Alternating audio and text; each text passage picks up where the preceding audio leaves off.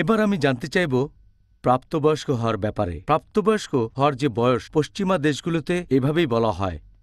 কিছু কিছু দেশে একজন ছেলে বা মেয়ে প্রাপ্তবয়স্ক হচ্ছে 18 বছর বয়সে, আবার কোথাও সেটা হয়তো 14, সবচেয়ে কম হল 14 বছর। ইসলাম এই প্রাপ্তবয়স্ক হওয়ার বয়স সম্পর্কে কি বলে?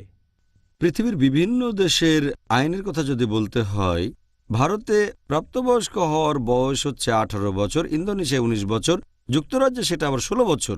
প্রত্যেক দেশে প্রাপ্তবয়স্ক হওয়ার যে বয়সটা, সেটা সেই দেশের সরকার লোকজন যেরকম মনে করে সেটা অনুযায়ী আইনটা এক এক দেশে এক এক রকম হয়ে থাকে।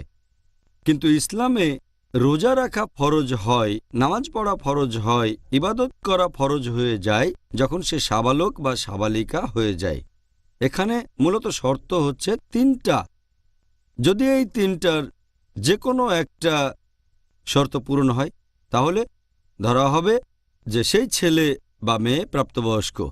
1 নম্বর হচ্ছে তার শরীরের বিভিন্ন অংশে লোম গজানো শুরু করা।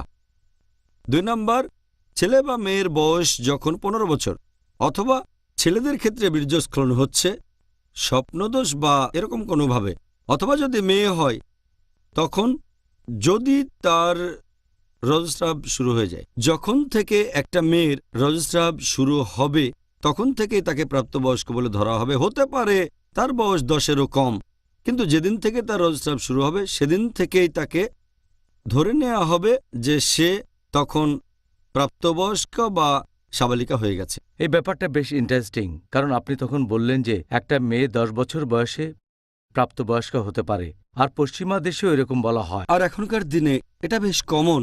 এই কয়েক মাস আগে পেপারে একটা আর্টিকেল এসেছিল যে দিল্লিতে এটা অস্বাভাবিক না, 10 বছরের একটা মেয়ের রজস্রাব শুরু হয়ে গেছে।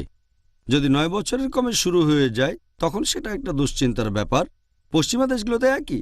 আগে ব্যাপারটা এমন ছিল না। যখন আমি মেডিকেল কলেজে পড়তাম তখন পশ্চিমা দেশে বয়সটা ছিল 12 বা 13, ভারতে ছিল 13-14। কিন্তু যেহেতু এখন ডায়েট বদলে গেছে, তারপর পরিবেশ বদলে গেছে ইত্যাদি, এগুলো প্রাপ্তবয়স্ক হওয়ার বয়সের উপর প্রভাব ফেলে। কিন্তু এখন ব্যাপারটা বেশ কমন যে মেয়েরা 10 বছর বয়সে, কখনো 10-এরও আগে, 9 বছরেই অনেক মেয়ের রজস্রাব শুরু হয়ে যায়। আচ্ছা, এই কারণেই তারা ছেলেদের চেয়ে তাড়াতাড়ি ম্যাচিউর হয়ে যায়।